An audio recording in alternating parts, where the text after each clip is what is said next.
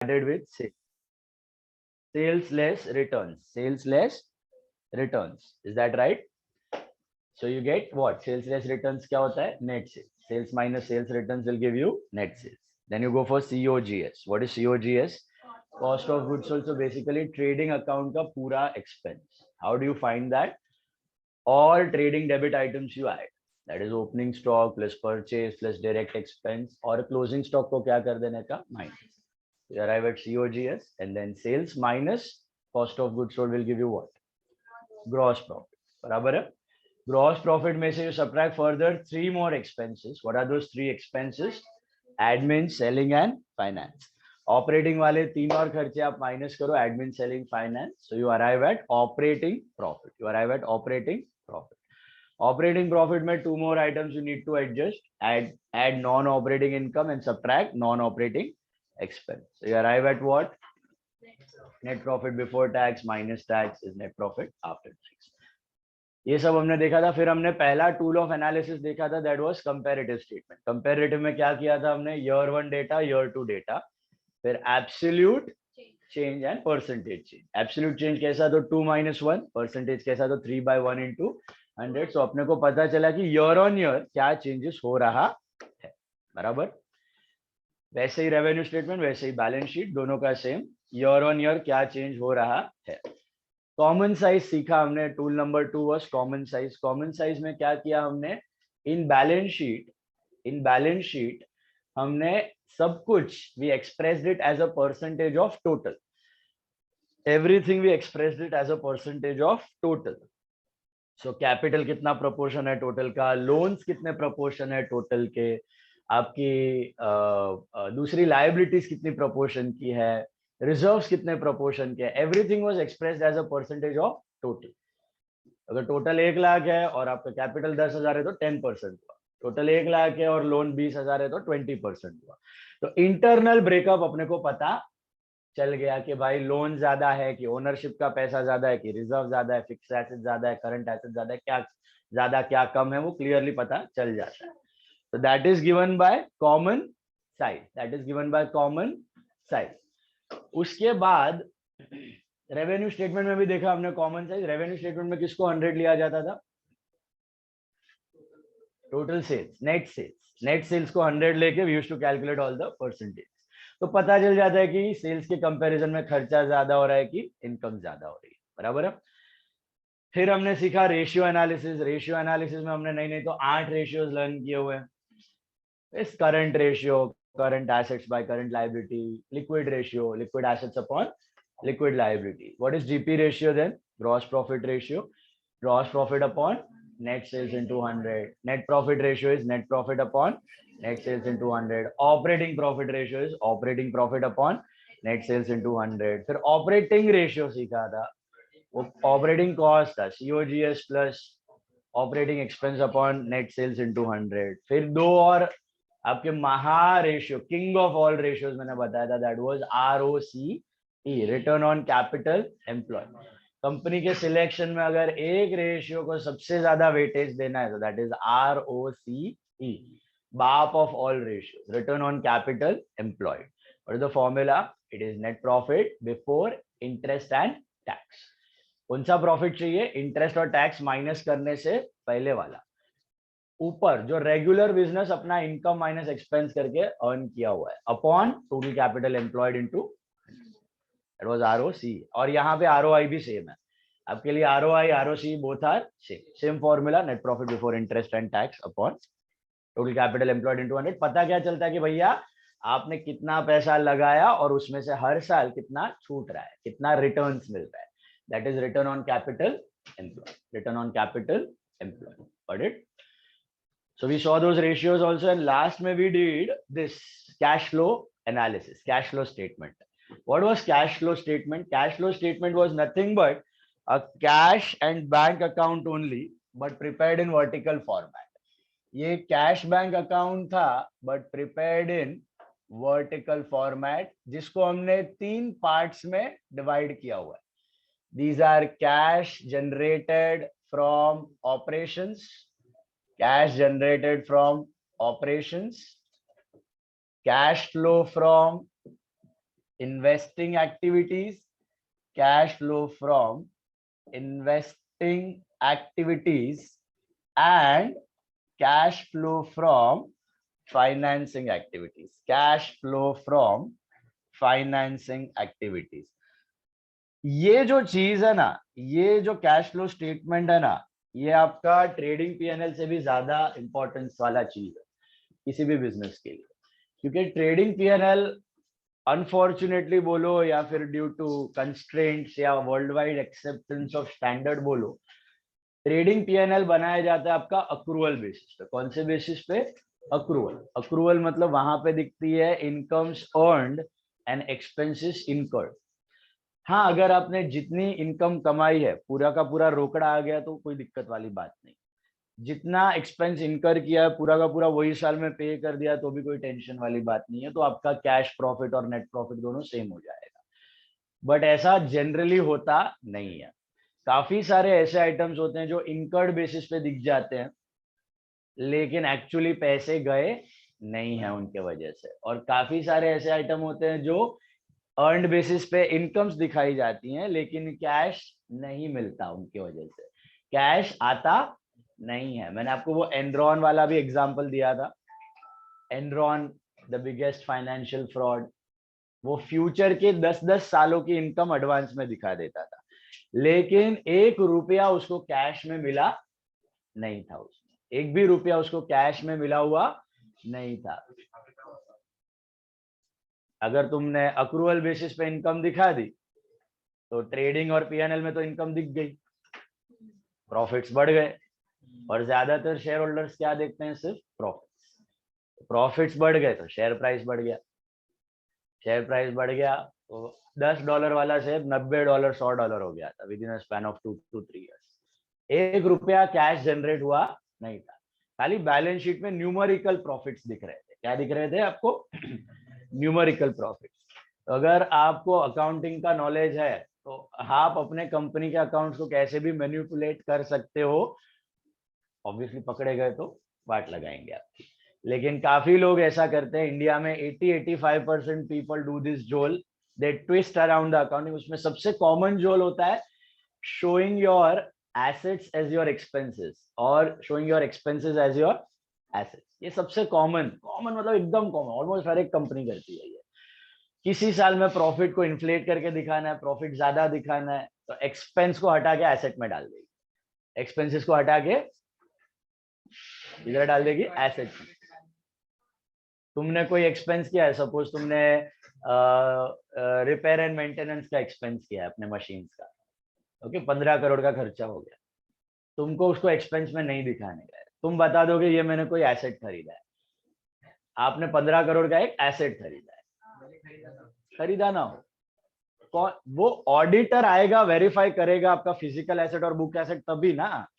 Auditor को भी आप खिला के रखोगे।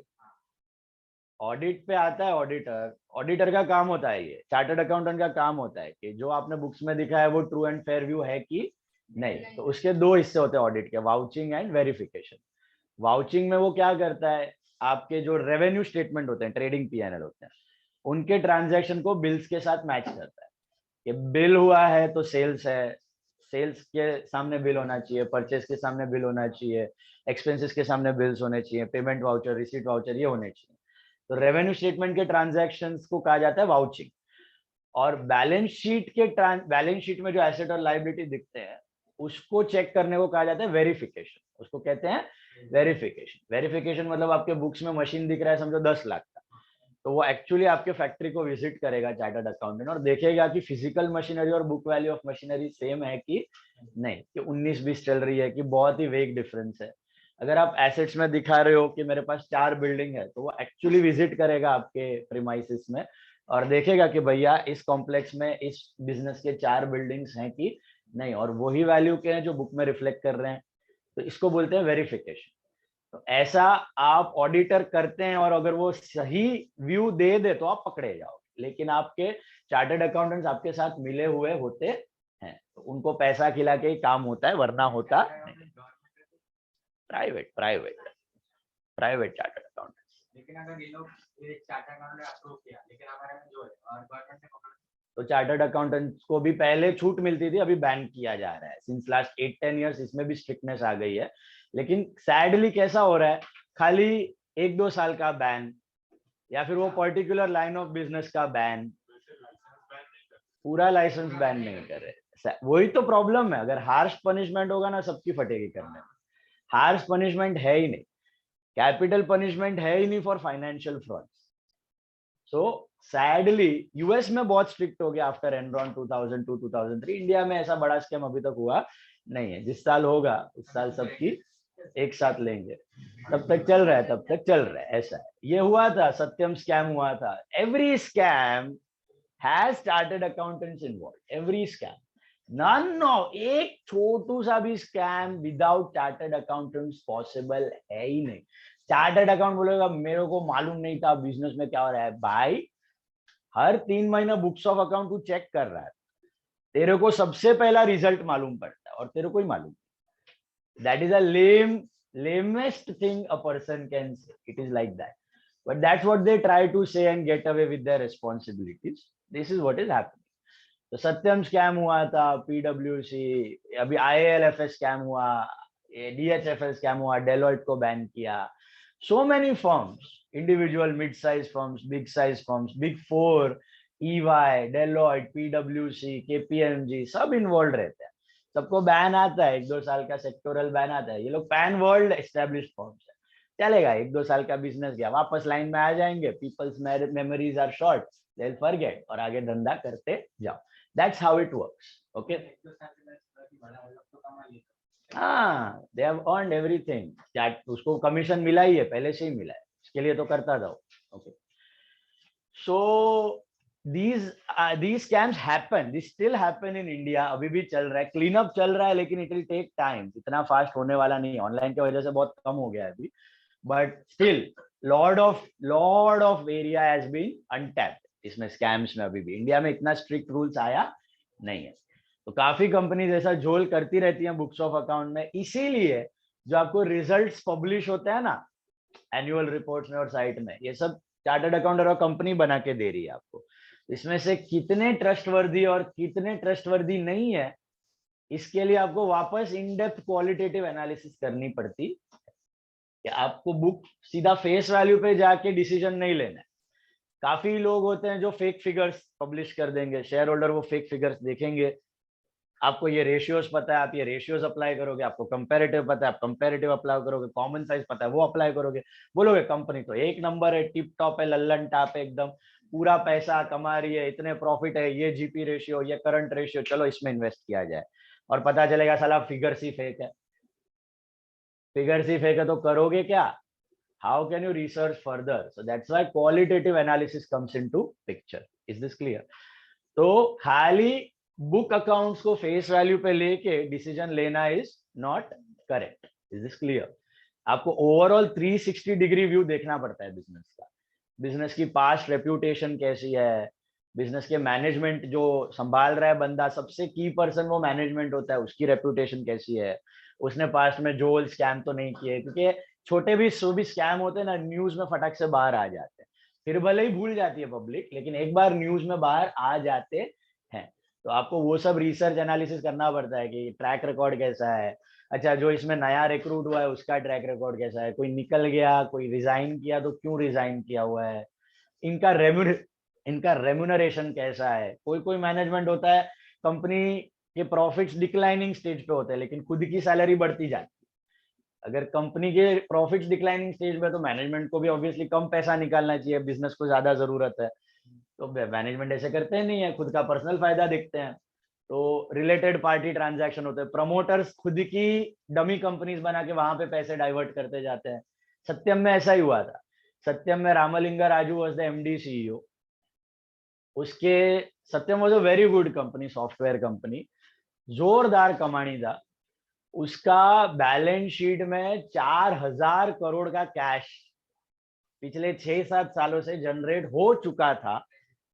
लेजिटिमेट जेन्युइन कैश जनरेट हो चुका था, लेकिन रामलिंगा राजू ने क्या किया, उस कैश को, तभी रियल एस्टेट बूम चल रहा था 2006 से लेकर 2010 तक, सब प्रॉपर्टी में पैसा डाल रहे थे, प्रॉपर्टी बढ़ने वाली थी, बढ़ रही थी। तो रामलिंगा राजू ने क्या किया, बुक्स में एंट्रीज चेंज नहीं की, कैश रहने दिया और अंदर से अपनी डमी कंपनीज में कैश निकालता गया। तो बुक्स में 4,500 करोड़ का कैश दिख रहा था, बट अपना डमी कंपनीज में कंस्ट्रक्शन में डालते गया और फिर आया 2009 का क्राइसिस, 8-9 का सब प्राइम क्राइसिस, पूरा रियल एस्टेट क्रैश हुआ था वर्ल्ड ओवर, मार्केट सब क्रैश हो गए थे, सबके भाव टूट गए थे, इसका जितना पैसा गया हुआ था सब ब्लॉक। एक दिन में उसने, बाद में उसको पता चला अभी पैसा वैसा तो आने वाला है नहीं, तो अभी निकाल दो ट्रूथ जो भी है बाहर। तभी बोला कि भाई 4,500 करोड़ आपको दिख रहा है, कंपनी का एक्चुअल कैश अभी 300 करोड़ रुपया ही बचा है, बाकी सब मैंने निकाल के डाल दिया था इन माई कंस्ट्रक्शन कंपनी। तो 4,500 करोड़ का फिगर दिख रहा था बैलेंस शीट पे, कैश दिख रहा था, लेकिन अंदर कुछ था नहीं। तो सबने एक्चुअली ब्लेम उस पर डाला, but it is not a one single person capacity, नहीं होता इतना बड़ा लेवल पे झोल करने का, there are so many people involve, but सबने अपना हाथ धो लिया, उसको अकेले को जेल में डाला, वो बेचारा बाद में सुसाइड करके कुछ मर गया उधर ही जेल में। तो that was the situation, but बाकी लोग को भी जेल हुआ, उसका डायरेक्टर को भी हुआ, वो बाद में चार्टर्ड अकाउंटेंट जो था उसको फॉर्म को 2 साल का बैन किया, फिर वापस आ गया। आई थिंक पीडब्ल्यूसी या केपीएमजी दोनों में से एक था उसमें, सत्यम स्कैम में, अब सर्च करोगे ना ऑनलाइन आपको मिल जाएगा। So that happened, and that happens still. Around 80 to 85% of the companies report these, but not in a true and fair way. तो खाली इसके बेसिस पे डिसीजन लेना, इसको देखना चाहिए, इसके साथ और भी मैंने आपको बताया ना, मैनेजमेंट, बिजनेस कौन सा है, उसके प्रोडक्ट्स, सबसे इंपॉर्टेंट चीज उसके प्रोडक्ट, आपको जानकारी होनी चाहिए कि बिजनेस क्या कर रहा है, काम क्या कर रहा है। अभी पार्ले जी है, वो तो एड़ा नहीं बना सकता, रोज बिस्किट बिकते देख रहे हो उसके आप, ब्रिटानिया एड़ा नहीं बना सकता है, उसका प्रोडक्ट्स आपको दिख रहा है सामने, बराबर है कि नहीं। तो ऐसा प्रोडक्ट्स दिख रहा है आपको सामने, एचडीएफसी बैंक एड़ा नहीं बना सकता, बैंक दिख रहा है आपको सामने, वो धंधा हो रहा है आपके सामने। सो ऐसे बिजनेसेस में you should try and invest जिसकी आपको जानकारी हो, आपको पता हो कि वो क्या काम कर रहा है, तो ऐसा उसके साथ ये मैच करके you can take a decision, ऐसा होता है, ठीक है। So cash flow analysis, coming back to cash flow analysis, starting with cash flow from operations, cash flow from operations. ये ऑपरेशन के कैश फ्लो क्या दिखा दे कि बॉस आपके रेगुलर बिजनेस एक्टिविटीज में से कितना पैसा जनरेट हुआ, रेगुलर बिजनेस एक्टिविटीज में से कितना कैश जनरेट हुआ, प्रॉफिट नहीं, कैश प्रॉफिट, प्रॉफिट नहीं, कैश प्रॉफिट। और कैश में भी operating cash profit, which cash profit, operating cash profit. तो नॉन ऑपरेटिंग आइटम्स इसमें होते हैं कि नहीं होते, नहीं होते। तो आप कैश फ्लो फ्रॉम ऑपरेशन देख के पता लगा सकते हो कि भाई कैश कितना जनरेट हो रहा है, वो भी ऑपरेटिंग बेसिस पे, मतलब रेगुलर बेसिस पे बिजनेस कितना रोकड़ा जनरेट कर सकता है without any uncertainty, on an average कितना पैसा जनरेट हो सकता है। इसको ढूंढने का कौन सा मेथड हमने अप्लाई किया था, याद है आपको, डायरेक्ट था कि इनडायरेक्ट था? लास्ट लेक्चर मैंने फॉर्मेट बताई थी आपको, we are following indirect method. Indirect method में याद है कैसे किया था हमने, बॉटम अप अप्रोच लिया था, टॉप डाउन नहीं किया था, नीचे से चालू किया था, नेट प्रॉफिट से चालू किया था। सो नेट प्रॉफिट में आप क्या एडजस्ट करते हो, अपने नॉन कैश और नॉन ऑपरेटिंग एक्सपेंस को क्या करते हो, नॉर्मली आप सीधे जाते वक्त माइनस किया है, उल्टे जाते वक्त क्या करने का, प्लस, इसको आप एलिमिनेट कर रहे हो। तो नेट प्रॉफिट में से नॉन कैश या नॉन ऑपरेटिंग एक्सपेंस जो होते हैं ना उनको ऐड कर देने का, और नॉन कैश या नॉन ऑपरेटिंग इनकम होती है उनको क्या कर देने का, नॉन कैश या नॉन ऑपरेटिंग इनकम को माइनस कर देने का। याद आया ये? क्योंकि आपको प्रॉफिट कैसे मिला है, ये प्रॉफिट कैसे मिला है, it includes all incomes and all expenses, cash income, non cash income, cash expense, non cash expense, सब कुछ करने के बाद आपको प्रॉफिट मिला है। यहां से आपको चाहिए क्या, cash profit, you need cash profit. तो कैश प्रॉफिट के लिए उल्टा जाना है, नेट प्रॉफिट में add non cash expense less non cash income. Is this clear?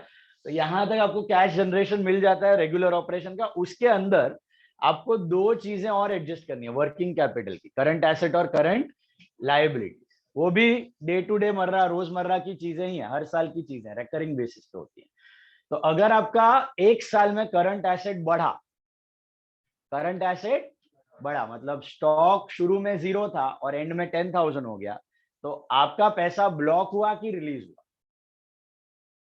शुरू में स्टॉक 0 था और एंड में 10,000 हो गया, तो ब्लॉक हुआ, तो पैसा आया कि गया? गया। तो इधर से क्या करने का? इंक्रीज इन करंट एसेट, क्या कर देने का? माइनस। इतना पैसा आपका और गया, कैश जो भी मिला था आपको उसमें से 10,000 और ब्लॉक हो गया। डिक्रीज इन करंट एसेट अगर हुआ है तो वो क्या हो जाएगा? वो उतना पैसा रिलीज हो जाएगा, तो वो ऐड करो। Similarly increase in current liability क्या करने का? Increase in current liability add कर देने का। क्यों? क्योंकि भैया करंट लायबिलिटी बढ़ी तो उधारी मिला, उधारी मिला तो अपना पैसा बच गया, रिलीज हो गया, उतना कैश फ्री हो गया। और decrease in current liability, decrease in current liability you will subtract, उधारी घट गई तो और पैसा करंट एसेट में ब्लॉक हो गया आपका। आपने 10 लाख रुपया कैश जनरेट किया था, कितना? 10 लाख। अभी 10 लाख में से आपको पता चला कि अभी साला स्टॉक तो खत्म हो गया है, गोडाउन में स्टॉक तो रखना पड़ेगा 1 लाख का, वरना धंधा कैसे होगा? नेक्स्ट ईयर कोई डिमांड आ गई तो हम कहाँ क्रेडिटर से भीख मांगते फिर माल दे माल दे माल दे करके। तो फिर 10 लाख में से 1 लाख रुपया डाल दिया आपने स्टॉक में। फिर आपने सोचा कि नहीं, और 1 लाख रुपया मेरे को कैश में भी रखना पड़ेगा, सडनली कोई इमरजेंसी आ जाए, कुछ एक्सीडेंट हो जाए, कहीं कुछ रेम्यूनरेशन, कुछ कंपेंसेशन देना पड़ जाए, तो 1 लाख रुपया कैश में रख दो अलग से। तो 10 लाख जो जनरेट हुआ था उसमें से 2 लाख रुपया तो आपका ऐसे ही चला गया ब्लॉक होके, तो हाथ में कितना बचा? 8।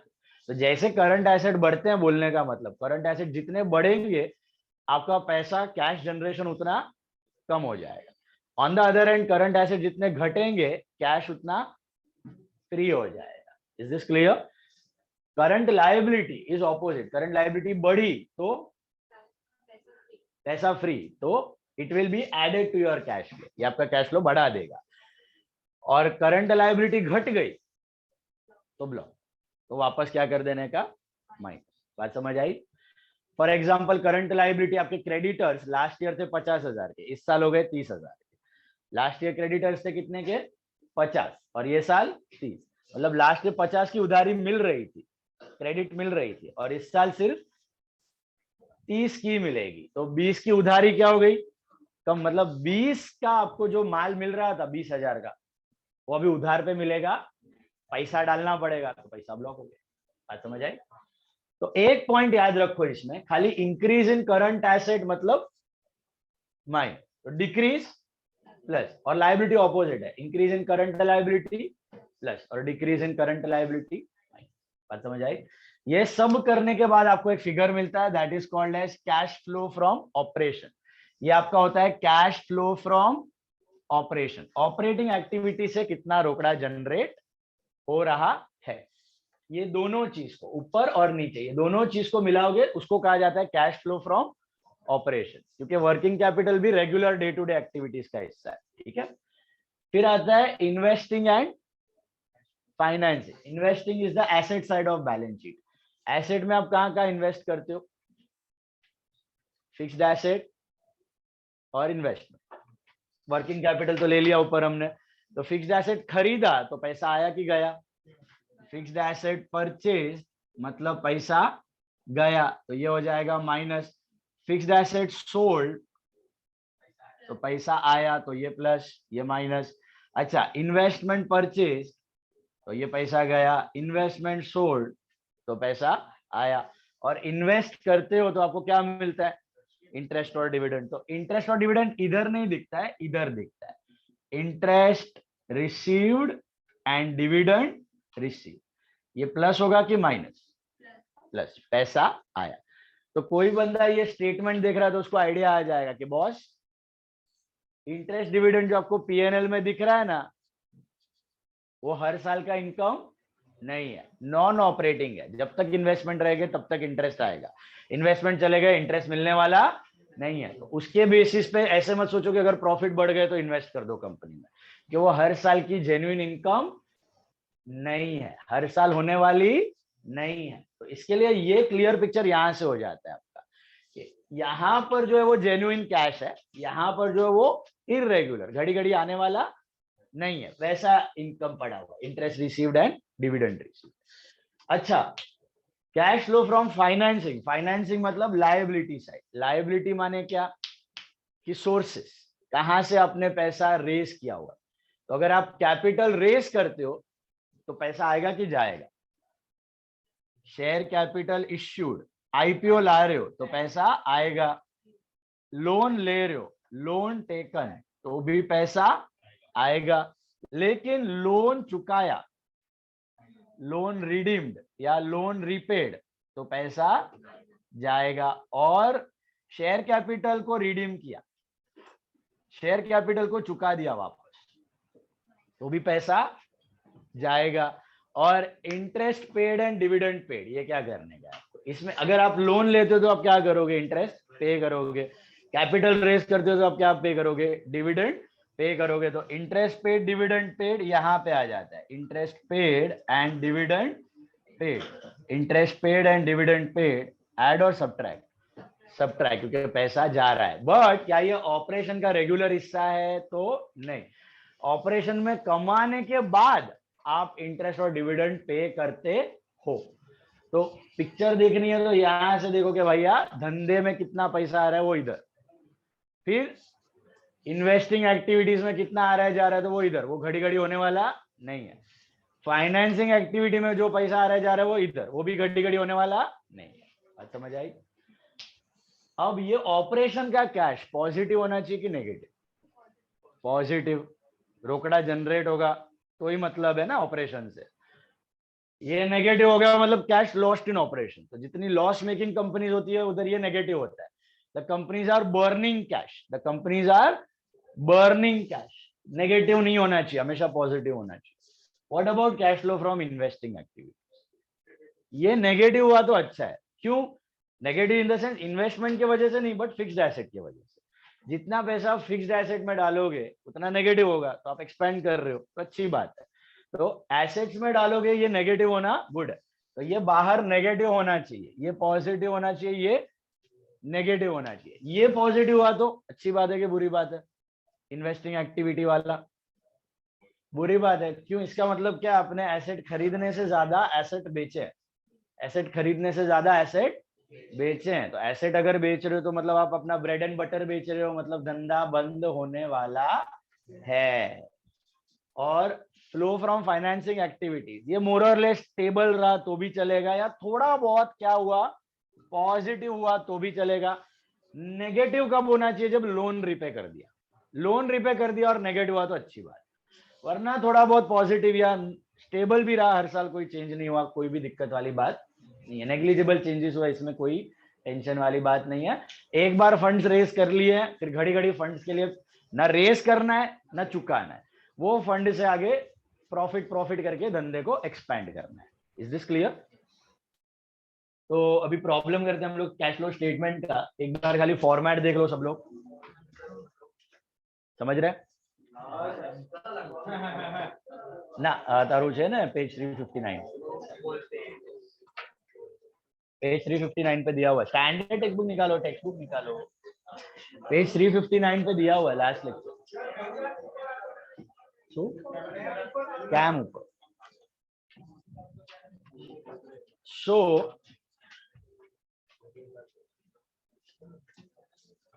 फॉर्मेट देख लो ध्यान से, क्या ऐड क्या लेस, क्या ऐड क्या लेस। जी, यहाँ पे रोकड़े का ही रूल है, पैसा आया तो ऐड, गया तो लेस। इधर भी वर्किंग कैपिटल में भी पैसा आया तो मतलब इंक्रीज इन करंट एसेट है तो लेस पैसा गया, डिक्रीज इन करंट एसेट है तो ऐड रिलीज हुआ।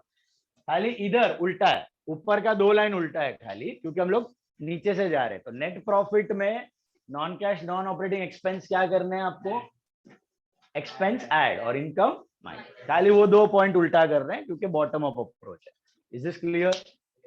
इसमें भी एक डायरेक्ट मेथड होता है, ये आपको नहीं है। डायरेक्ट मेथड में खाली ये देखते हो एक्चुअली कितना रोकड़ा आया कितना रोकड़ा गया, नॉन कैश आता ही नहीं होता, नॉन ऑपरेटिंग आता ही नहीं, इग्नोर ही कर देता है।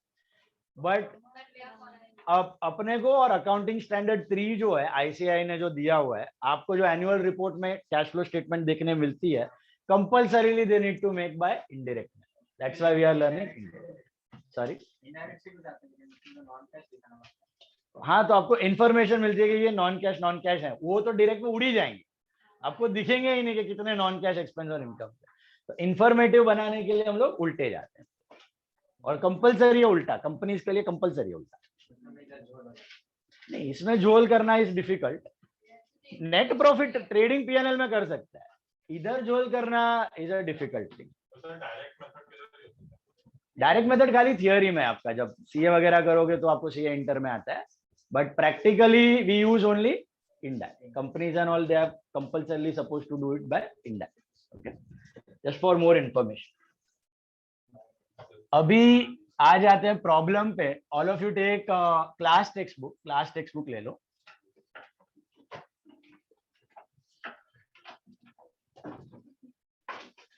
मैं टेक्स्ट बुक यार, टेक्स्ट बुक है उधर एक्स्ट्रा। टेक अपना class textbook and come to some number. नहीं, खाली जो आइटम्स दिया ना वही बनाने का। क्वेश्चन 9 देखो, question 9, all of you see question 9,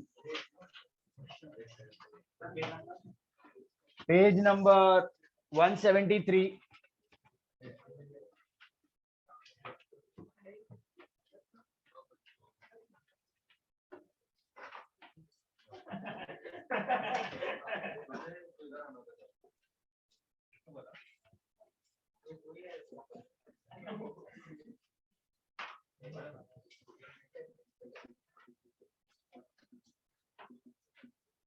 चलो क्वेश्चन 9 देखो,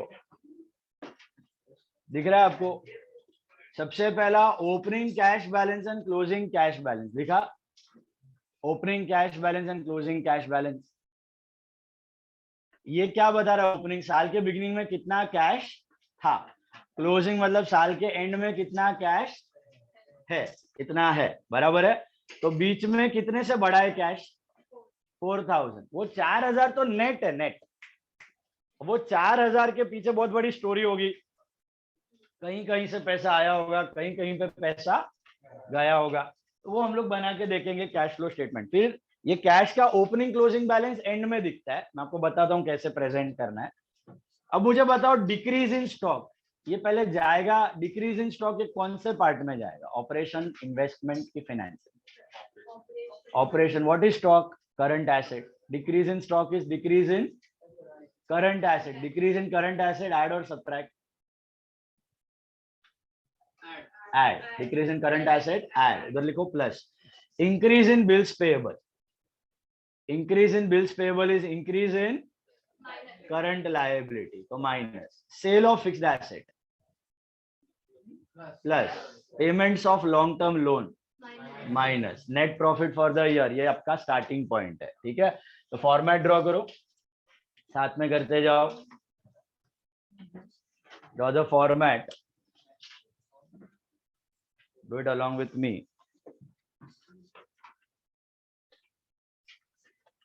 Draw the format quick.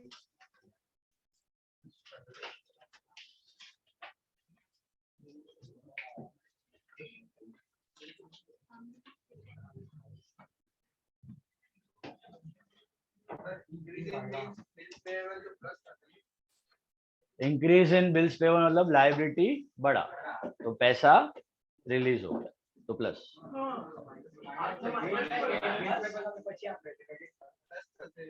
Plus होएगा।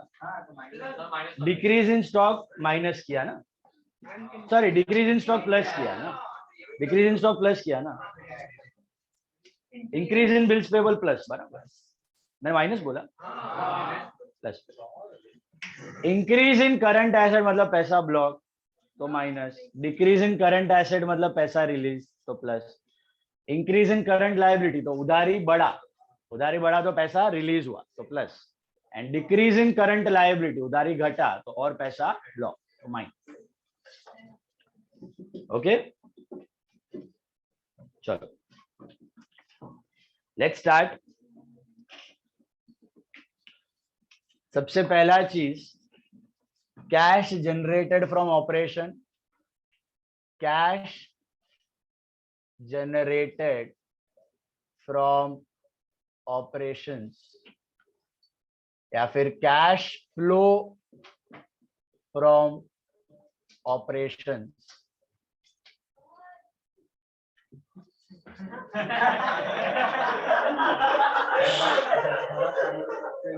किया ना, नहीं दिख रहा है क्या?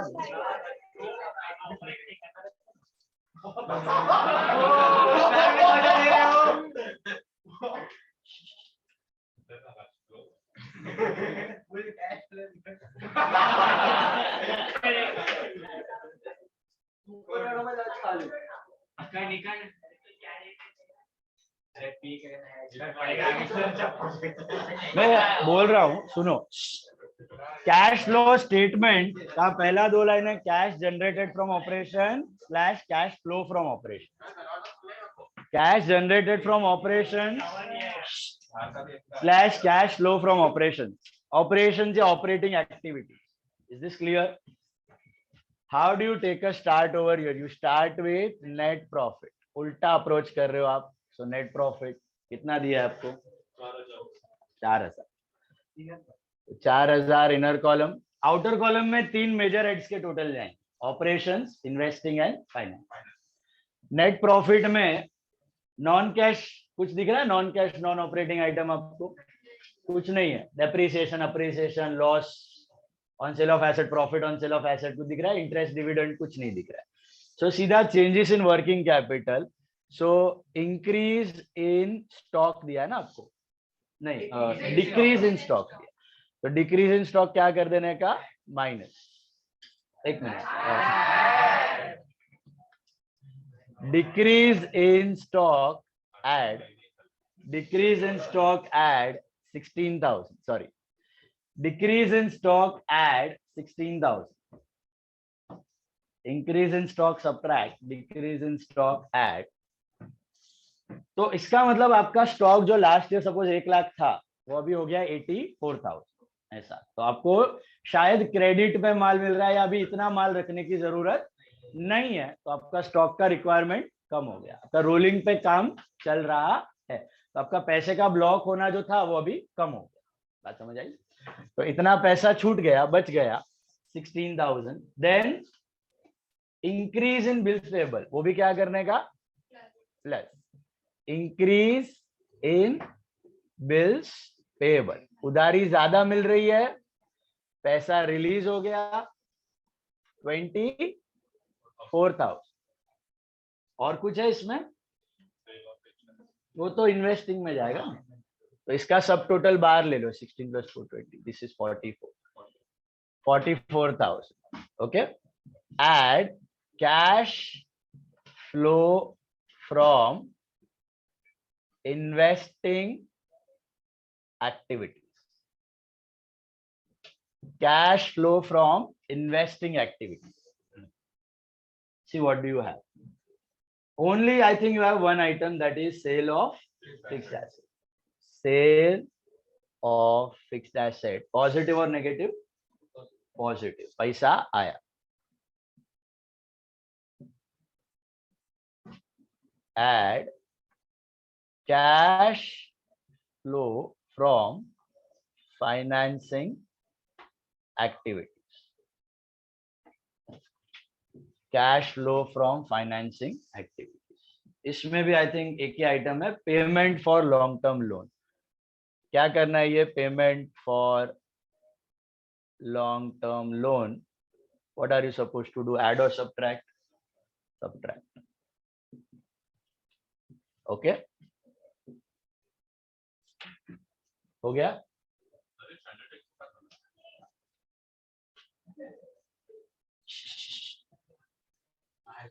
Is this clear?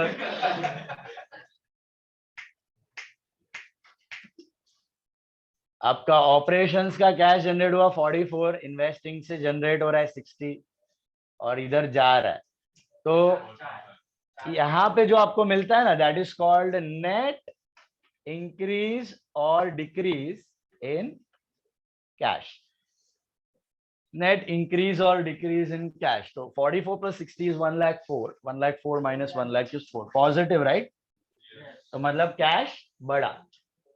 और ये आंसर आपका मैच होना चाहिए with opening and closing balance. आपका ओपनिंग बैलेंस कितना था कैश का? 30 और क्लोजिंग था 34, तो मैच हो रहा है ना परफेक्ट। इसमें ऐसे दिखाने का, add opening balance of cash, add opening balance of cash, so you arrive at closing balance of cash, closing balance of cash. Is this clear? Add opening balance, so you arrive at closing balance. Sorted? So that's how you prepare a cash flow statement. Simple one.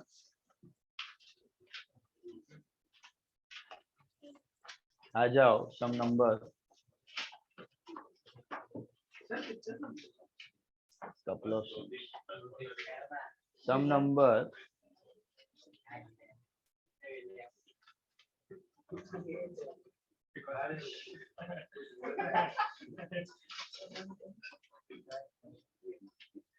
Uh, 34th sum, 34th sum पे आ जाओ सब लोग।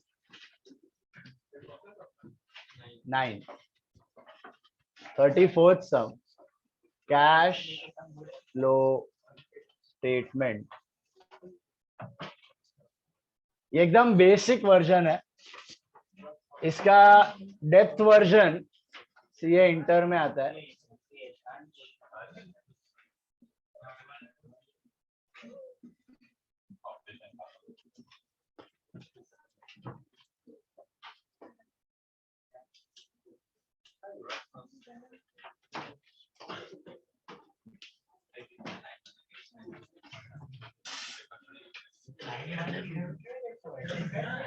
सम number 34th सम।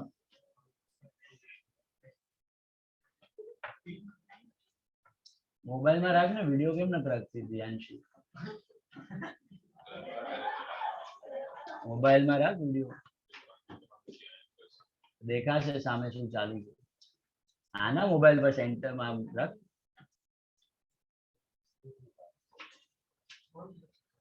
आड़ा कर देना, horizontal बराबर निकलता है। चलो, now sum number 34, please pay attention. 34th sum, आपको 2 साल का डेटा दिया है, दिख रहा है 17 और 18। 17 इज ओपनिंग, 18 इज क्लोजिंग। आपको 17-18 के बीच का कैश फ्लो ढूंढना है। आपको 17-18 के बीच का कैश फ्लो, अभी पिछला जो सम था ना उसमें आपको इंक्रीज डिक्रीज दे दिया था, इधर आपको ढूंढना पड़ेगा इंक्रीज डिक्रीज। कैसे ढूंढने का? 2 साल का कंपेयर करके, सिंपल। ओके, तो starting with cash flow from operation, cash flow from operations या cash flow from operating activities या cash generated from operation, cash generated from operation. मुझे एक बात बताओ, सबसे पहला आइटम हम लोग इनडायरेक्ट अप्रोच ले रहे हैं ना, तो what do we need? Net profit. अब नेट प्रॉफिट तो दिया नहीं है आपको, तो कैसे ढूंढोगे आप? थोड़ा कॉमन सेंस यूज करो। किसमें से? हाँ, बट क्या माइनस? किसमें से क्या? ना वे, profit and loss account. Sorry Profit and loss account. Profit and loss account, very good. See the profit and loss account, you can see what is profit and loss account? Reserve. What is profit and loss account? Reserve. तो profit 2 जगह पे रहता है, या तो capital में रहता है या तो रिजर्व में। तो इधर पीएनएल अकाउंट दिया है, अगर पीएनएल नहीं दिया ना, you see the difference in capital, you see the difference in capital. आप करते थे final account, opening capital plus profit is closing capital, assume drawings are nil, assume interest on capital, additional capital are nil. तो capital अगर शुरू में 50 था, and में 60 हो गया, तो 10,000 का प्रॉफिट है। समझ में आई बात? यहां पर कंपनी क्या करती है? कंपनी प्रॉफिट को कैपिटल में जनरली ऐड नहीं करती, अलग से किस में दिखाती है? रिजर्व में। किसमें दिखाती है? रिजर्व में। तो यहाँ पे पीएनएल अकाउंट दिख रहा है, that is a reserve. Reserves and surplus. तो शुरू में रिजर्व्स कितना था आपका 40,000 और एंड में कितना हो गया 70। तो 30,000 का क्या हुआ है प्रॉफिट हुआ है, नेट प्रॉफिट ऑफ 30,000। कैसे मिला 70 minus 40 is 30,000 inner call, 30,000 inner call, 30,000 inner call, 30,000 inner call। ठीक है, गॉट इट, क्लियर नाउ। अब नेट प्रॉफिट मिल गया आपको 30,000। फिर आगे देखो, इसमें अभी और क्या चेंजेस करना है, कुछ दिया है non cash non operating income expense, कुछ भी, hello, depreciation appreciation interest dividend, कुछ नहीं। तो सीधा करंट एसेट्स पे ध्यान दो। डेटर्स, डेटर्स थे आपके 1,40,000, उससे बन गए 2,50,000, दिख रहा है। सो डेटर्स हैव इंक्रीज्ड और डिक्रीज्ड। तो increase in debtor is increase in current asset, so add की subtract, subtract, so this comes to 1,10,000. Is this clear? Then stock 80 का हो गया 70, तो स्टॉक बढ़ा कि घटा, अरे घटा है स्टॉक।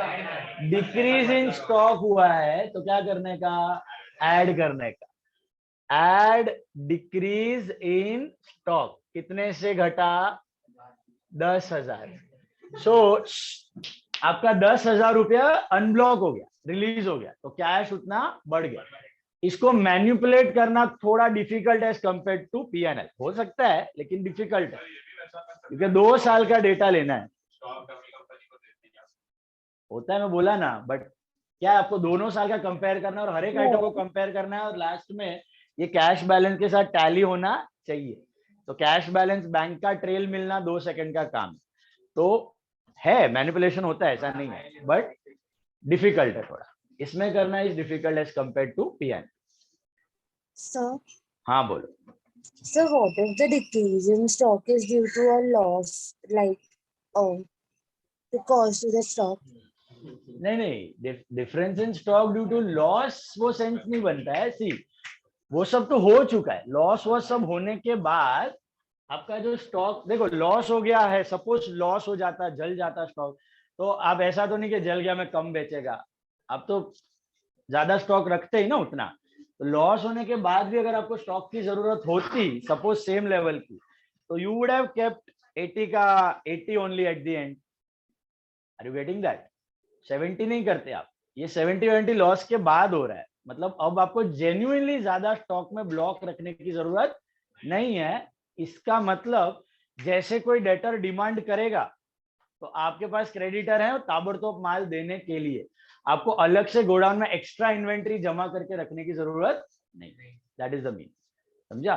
तो लॉसेस का इससे कोई लेना देना नहीं। लॉसेस अगर सपोज आपको क्रेडिट मिल ही नहीं रही है तो लॉस हो जाने के बावजूद आपको 80 रखना पड़े, तो लॉस मतलब आपका ये प्रॉफिट कम हो जाएगा। वो जो पीएनएल है ना 40 और 70 दिख रहा है ना, 40 और 60 दिखेगा आपको।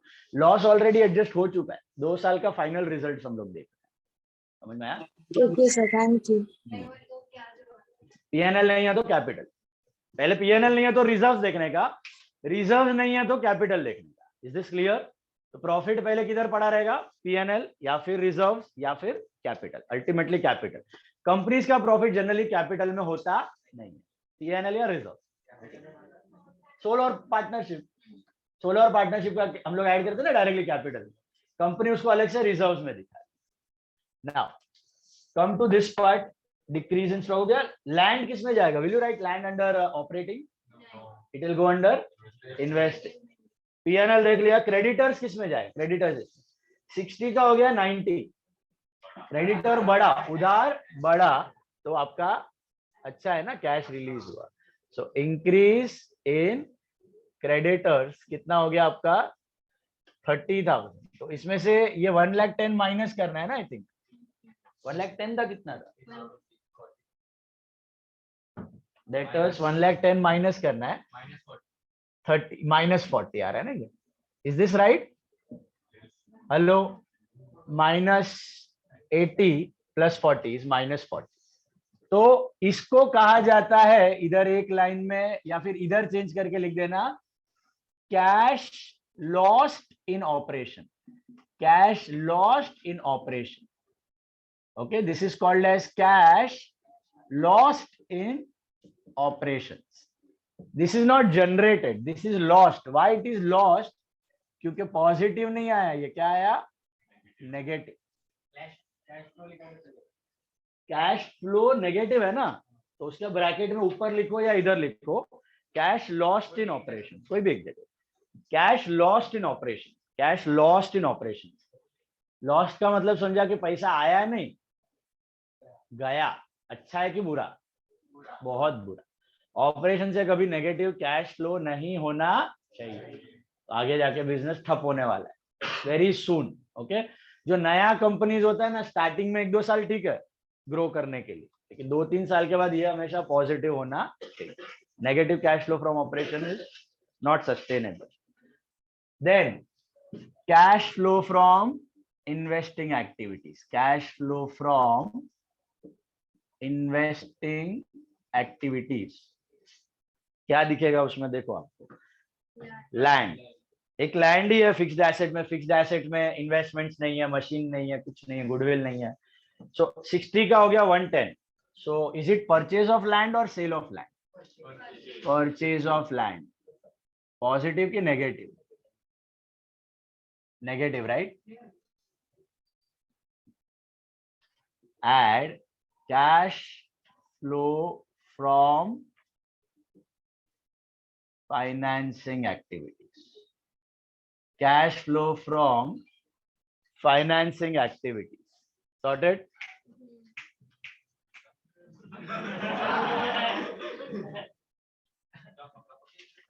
Now cash flow from financing activities क्या दिया है, देखो फाइनेंस के लिए आपके पास क्या बचा, एक ही सोर्स, कैपिटल और लोन, दोनों में से एक ही बचा है. क्या है, कैपिटल. कितना था कैपिटल, 2 लाख का हो गया 3 लाख. तो सोचो आपने कैपिटल रेस किया है कि कैपिटल चुकाया है? रेस किया है.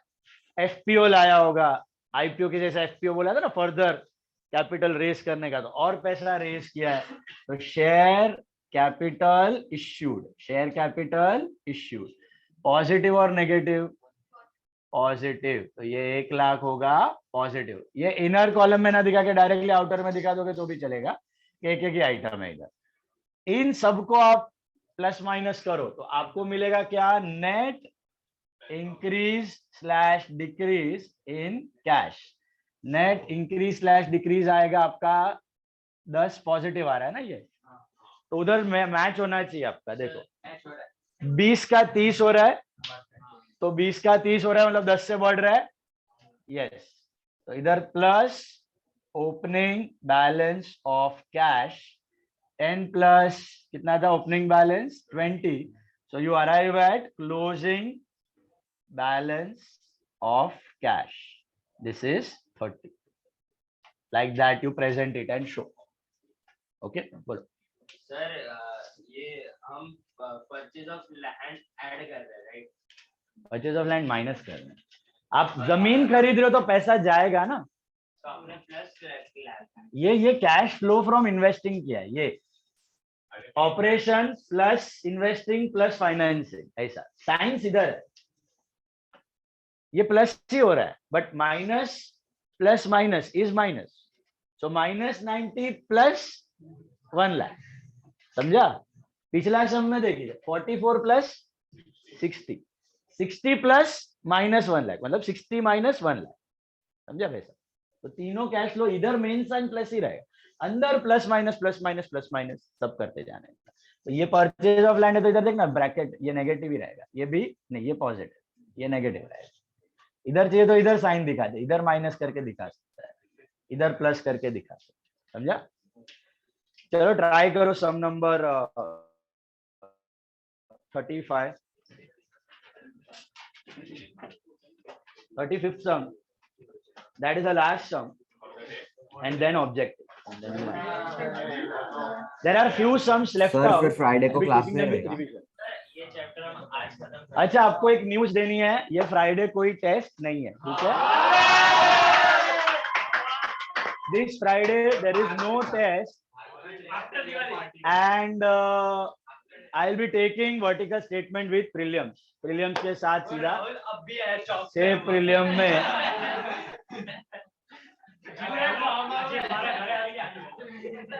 there is no test this Friday for vertical statement, and we'll be taking vertical with prelim. Prelim में attempt करने का तो करो, 6 prelim में आने वाला है.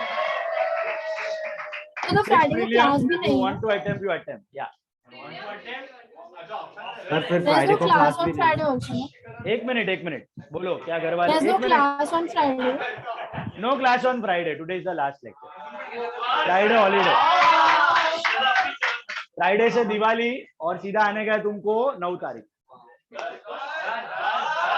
वेडनेसडे क्या आ रहा है? 10.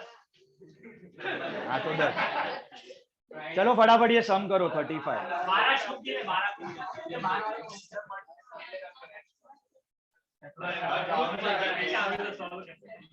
10 तारीख.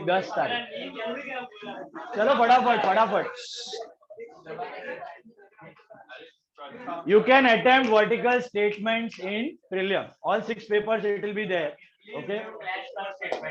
डेथ के ऑप्शन में होगा, आपको चॉइस है, करने का तो करो, आपकी मर्जी. इजी है तो करो.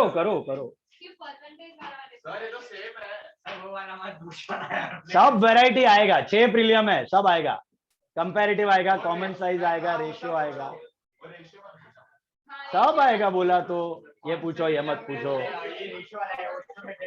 करो फटाफट. 35.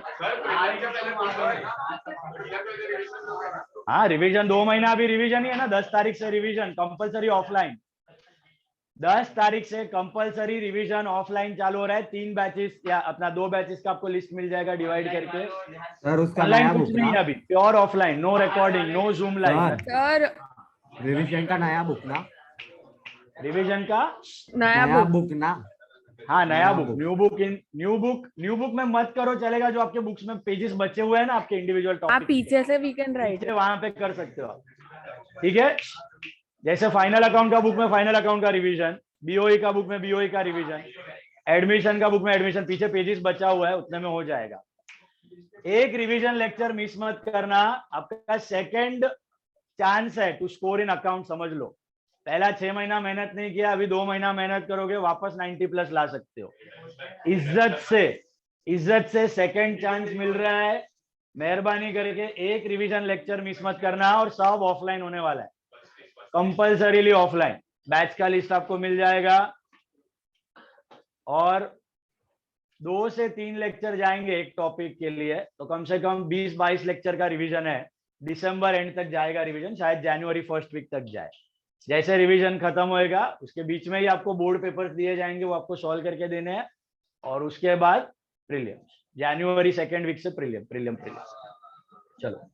Sir, over there you have written cash generated from operation, right? Cash generated from operation, yes. Either you can write cash generated from operation या cash flow from operation. Okay. 35th sum, do it fast, quick. देखना tally होना चाहिए उधर. हो गया तो right है. Tally हो रहा है तो राइट है. 17,000 टैली हो गया तेरा. वो किधर गया निशान? बैठा है इधर? हाँ इधर ही हूँ. नहीं है इधर. हाँ है. चलो solve fast. Come on, don't talk. हाँ बोलो. ए सीधा बैठो. क्या है? Solve this. या 35th सॉल्व करो यार. तुमको टाइम पास करने के लिए नहीं बोला है मैंने.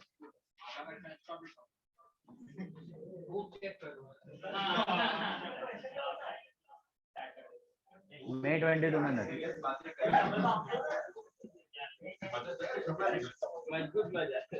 फटाफट, डोंट टॉक.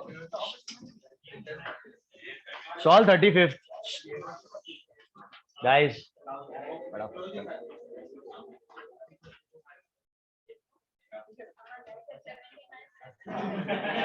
अभी किया ना 34. ऐसा ही करो. 2 साल को कंपेयर करना है, एसेट बढ़ा है तो minus, increase in current asset minus, decrease in current asset plus, increase in current liability plus, तो बुक चेकिंग नहीं होने वाला? सॉरी बुक चेकिंग नहीं होने वाला? Book checking after Diwali, revision के book check book checking Diwali के बाद रिवीजन में आ रहे हो ना, सबका एवरीडे चेक करते हो जाने से पहले? तो भी एवरीडे आता है क्या सब लोग ऑफलाइन? बैठो चुपचाप। रिवीजन का है, gate pass is books complete रहेगा, रिवीजन बैठने मिलेगा नहीं, तो उधर से ही घर पे जाओ, बुक कंप्लीट करके लेके आओ। ऑल फ्रॉम द बिगिनिंग, फटाफट।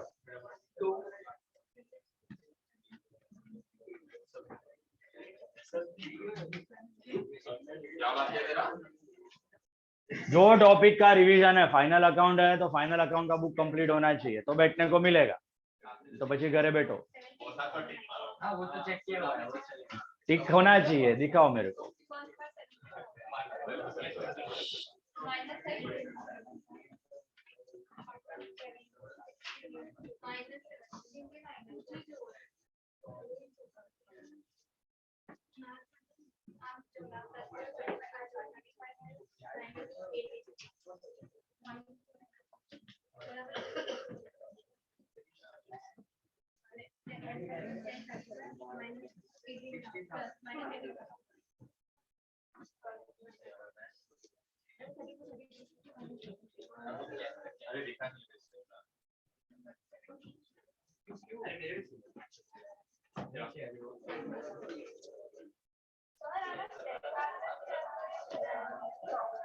Profit and loss,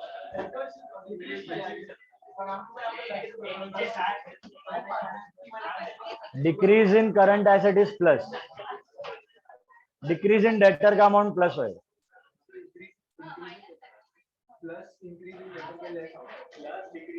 plus decrease in date.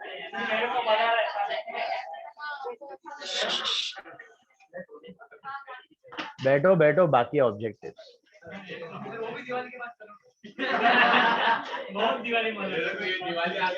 Decrease થયા છે ને ડેટર, पैसा रिलीज થયા ને, plus increase in current asset is minus, decrease in current asset is plus, increase in current liability मतलब उधारी बढ़ गई तो अपना पैसा कम ब्लॉक होएगा तो plus, increase in current liability અને માલ ઉધારી પર મળે તો તારા પૈસા બચી જાય ને તો પ્લસ, સ્ટોક बढ़े तो minus, increase in current asset minus, अच्छा ही गया ब्लॉक हो तो माइनस।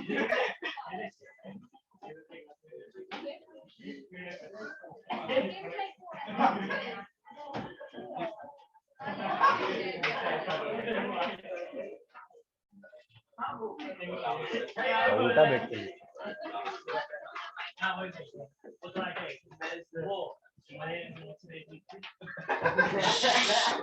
देखो स्टार्ट विथ नेट प्रॉफिट 35, बताओ मेरे को नेट प्रॉफिट किधर से मिलेगा? टेंस का 23 हो गया तो प्रॉफिट है कि लॉस? अबे 13,000 का प्रॉफिट है ना, बढ़ गया ना पीएनएल, घट गया होता तो it would have been loss. So शुरू करो, net profit is how much? 13,000। जिसने नहीं किया है फटाफट, what is your net profit? 13,000। Then debtors बढ़ा कि घटा? डिक्रीज इन डेटर क्या करने का, कितने से? 5,000। Look at the board, those who haven't done. Then next one, stock बढ़ा कि घटा? बढ़ा। So increase in stock plus की माइनस? कितना? और क्रेडिटर्स 70 का 45, डिक्रीज इन क्रेडिटर प्लस की minus? Decrease in creditor is? Creditors less होगा ना? क्रेडिटर 70 का 45 हो गया, हाँ तो डिक्रीज इन क्रेडिटर। तो what will you do? Decrease in creditor minus, decrease in creditor is minus. क्यों माइनस समझा अभी? उधार कम हो गया आपका, जो उधार मिल रहा था ना वो कम हो गया, तो खुद का पैसा ब्लॉक हो जाएगा ना, दैट्स वाई। अपना पैसा जा रहा है, पैसा जा रहा है तो माइनस, पैसा आ रहा है तो प्लस। तो ये कितना आता है आपको? 13, 18, 28, सर नेगेटिव है क्या? 10 नेगेटिव, ये 10 नेगेटिव ना, ये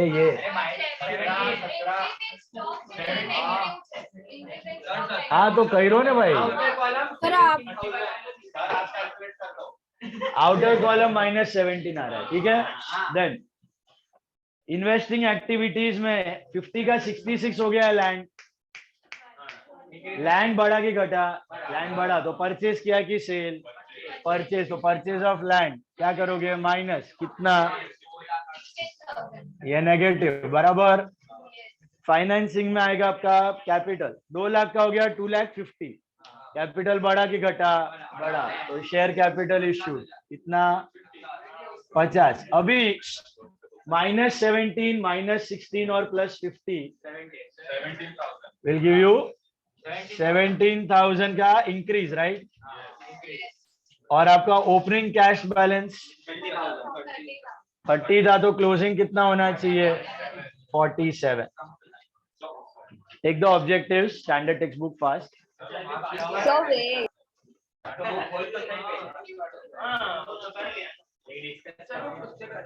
Check the objectives fast. अच्छा गाइस, ऑब्जेक्टिव्स एक छोड़ने का नहीं है, मैंने आपको अभी भी बोला है। ये टॉपिक का अटेम्प्ट करने का आप छोड़ सकते हो, बट ऑब्जेक्टिव जो आने वाला है 20 मार्क्स का, उसमें से ये टॉपिक का भी आ सकता है। इवन कंप्यूटराइज्ड अकाउंटिंग का भी आ सकता है, मैं वो भी डिस्कस करेगा at the time of revision. Computerised accounting as well as vertical statements, objective छोड़ नहीं सकते। बात समझ आई? आ सकता है और आएगा ही। 1 से 2 मार्क का ऑब्जेक्टिव आने ही वाला है ये टॉपिक से, और 1 से 2 मार्क मतलब 1 से 2,000 स्टूडेंट्स नीचे। फिलअप्स पेज नंबर 375 पीडीएफ का 375, वैसा 384 है, 375 टेक्स्ट बुक पेज नंबर। देखो, gross profit ratio indicates the relationship of gross profit and net sales. Current ratio is equal to dash upon current liability, current assets upon current liability. Liquid assets, अभी ये answer है ना wrong है, सुनो ध्यान से। Liquid assets are what? Current assets minus stock minus prepaid expense. अभी B वाले में दिया है current asset minus stock, C वाले में दिया है current asset minus stock plus prepaid expense. What is the correct answer for this? Current assets minus stock minus prepaid expense. तो इसमें एक्चुअली नन ऑफ दीज होना, लेकिन पीछे आंसर दिया आई थिंक बी। नया टेक्स्ट बुक में भी कुछ चेंज किया क्या ये लोग? तो दैट इज रॉन्ग। आंसर आना चाहिए नन ऑफ दीज। क्यों? एग्जाम में नन ऑफ दीज लिखने का, एक्चुअल करेक्ट आंसर लिखने का सर बॉस। फर्स्ट वाले का क्या है? फर्स्ट वाले का नेट सेल, जीपी है net sale, GP upon net sale into 100। Current ratio वाला मिला, सेकंड वाला करंट एसेट, थर्ड वाले का answer is actually none of this. What is the correct answer? What are quick asset? Current asset minus stock minus prepaid expense. Cost of goods sold is equal to what? Sales minus gross profit, sales minus gross profit. Then net profit ratio is equal to operating net profit ratio. ये भी शायद पीछे wrong दिया है, पीछे क्या दिया है? हाँ, व्हाट इज ऑपरेटिंग रेशियो? मैंने आपको बताया था, याद है? ऑपरेटिंग रेशियो एक्सपेंस रेशियो है, तो net profit ratio is equal to operating net profit ratio. Is this clear? ये भी बी वाला है answer. The common size statement requires common base. What common base you take? In balance sheet you take it as 100, total as 100, and in revenue statement you take sales as 100. Common base क्या लेते हो आप? sales और total, that is common base. Bills payable is dash, current liability. Generally current ratio should be 2:1. From the financial statement analysis, creditors are specially interested to know liquidity, पैसा आएगा कि नहीं. One word, the statement showing profitability of two different periods. Comparative. What happened? मस्ती मत करो, फोकट है. Comparative profitability पूछा है तो कंपैरेटिव रेवेन्यू स्टेटमेंट लिखने का. क्या लिखने का? Comparative revenue statement. क्या पूछा है? प्रॉफिटेबिलिटी. प्रॉफिटेबिलिटी कहां से दिखती है आपको? रेवेन्यू से मिलती है. तो comparative revenue statement, full answer. Ratio that measures the relationship between gross profit and net sales. Gross profit ratio. Critical evaluation of financial statement to measure profitability. Analysis of financial statement. Sir third वापस बोलो ना. Critical evaluation of financial statement to measure profitability. Critical evaluation. Evaluation का मतलब analysis. Analysis of financial statement. Analysis of financial statement. A particular mathematical number showing the relationship between two accounting figures. Accounting ratio या ratio भी चलेगा खाली. An asset which can be converted into cash immediately. Liquid assets. The ratio measuring the relationship between net profit and ownership capital employed. ROCE, return on capital employed. The statement showing financial position of different periods, previous year and current year. Comparative balance sheet. Comparative balance sheet. हाँ. 15 minutes phone पे यार. Now, the ratio that establishes the relation. Statement showing changes in the cash and cash equivalents during the period. Cash flow statement. Activity related to acquisition of long-term assets and investments. Long-term assets and investment की activity को क्या कहते हैं? Investing activities. Investing activities. The ratio that establishes relationship between quick assets and current liability नहीं होना चाहिए, quick liability होना चाहिए. Answer is quick ratio. Quick ratio. True or false with reason लिखना है, bracket में reason लिख लेना short में. Financial statement includes only balance sheet. False. क्या include होता है उसमें? Balance sheet, revenue statement and cash flow statement. तीनों. Balance sheet, revenue statement and cash flow statement. तीनों include होता है. कंपनी का फाइनेंशियल स्टेटमेंट्स में तीनों चीज इंक्लूड होता है. Analysis of financial statement is a tool but not a remedy. True. Why tool but not a remedy? You can not completely rely on financial statements for investing in a company. Qualitative analysis also must be done. तो खाली short में इतना लिखो, financial statement solely can not be relied upon. हाँ, दोनों का reason होता है. Financial statement cannot be solely relied upon. Financial statement cannot be solely relied upon. Okay. Sir, You have to. आपने जो टेलीग्राम पे एडिटेड टेक्स्ट बुक भेजा है उसमें ये रीजंस होंगे ना? नहीं, उसमें पूरे रीजंस नहीं दिए हुए हैं. बट द थिंग इज, ये चैप्टर में से आपको ट्रू और फॉल्स आने का चांस, क्योंकि आपको बताया था 2.5 मार्क्स और चैप्टर का वेटेज ही कितना है? 1 मार्क्स. तो इसमें weightage in the sense 1 mark का मैक्सिमम या 2 मार्क का ऑब्जेक्टिव आ सकता है. तो 2.5 का ट्रू और फॉल्स नहीं आ सकता. कहां से आ सकता है? From final accounts and NPA. इसके लिए रीजन नहीं दिया है. Purchase of fixed asset is an operating cash flow.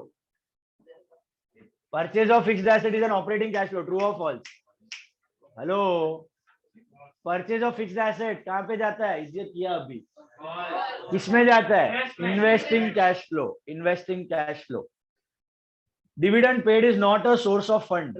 True. It is an expense. Dividend paid is an expense. Outflow of fund. It is an outflow of fund. Gross profit depends upon net sales. True. Gross profit depends upon net sales and COGS. दो चीज है. Net sales and COGS. Payment of cash against purchase of stock is a use of fund.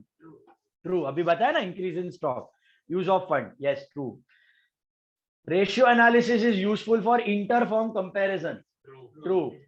Okay, two firms, two businesses can be compared upon with the help of ratios. The short-term deposits are considered as cash equivalents. True. What are cash equivalent? इधर हमने देखा ना ये increase decrease in cash, दिख रहा है आपको? इसके साथ एक और चीज आती है practically, that is cash equivalent. Cash equivalent मतलब आपका सेविंग अकाउंट, करंट अकाउंट अगर बिजनेस ने बनाया हुआ है, या फिर लिक्विड फंड्स, या फिर शॉर्ट टर्म इन्वेस्टमेंट अगर कंपनी ने किए हुए हैं, तो उसको भी कैश के साथ ही ले लेते हैं. वो एकदम कैश इक्विवेलेंट गिने जाते हैं, मतलब रोकड़े जैसा ही है. एक दिन में बेचोगे तो पैसा आ जाएगा.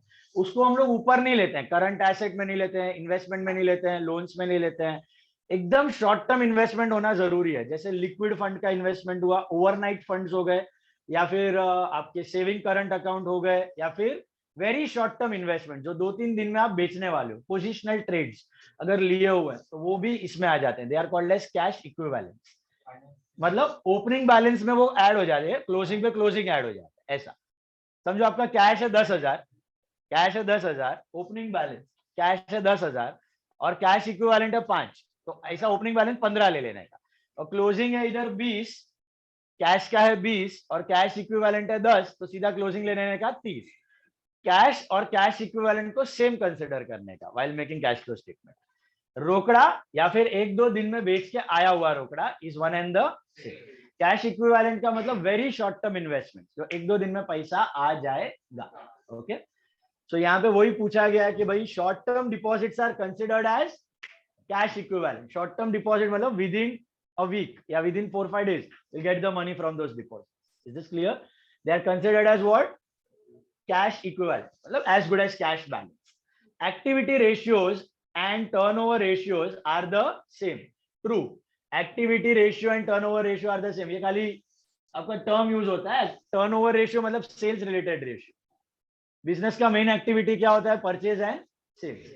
एक्टिविटी रेशियो बोलो या टर्नओवर रेशियो दे लो, they are both one and the same. Main activity is sales and purchase. Current ratio measures the liquidity of the business. True. बताया था ना शॉर्ट टर्म सॉल्वेंसी. छोटे टाइम में अगर कोई क्रेडिटर आ जाए तो आपके पास पैसा होना चाहिए चुकाने के लिए. Liquid ratio immediate solvency, current ratio short term solvency. Ratio analysis measures profitability, efficiency and financial soundness of the business. True or false? True. Usually true ना. Ratio analysis measures profitability, efficiency and financial soundness. आपको पता चलता है business अच्छा है कि बुरा. तो true. Usually current ratio should be 3:1, 2:1. One sentence. Mention 2 objectives of comparative statement.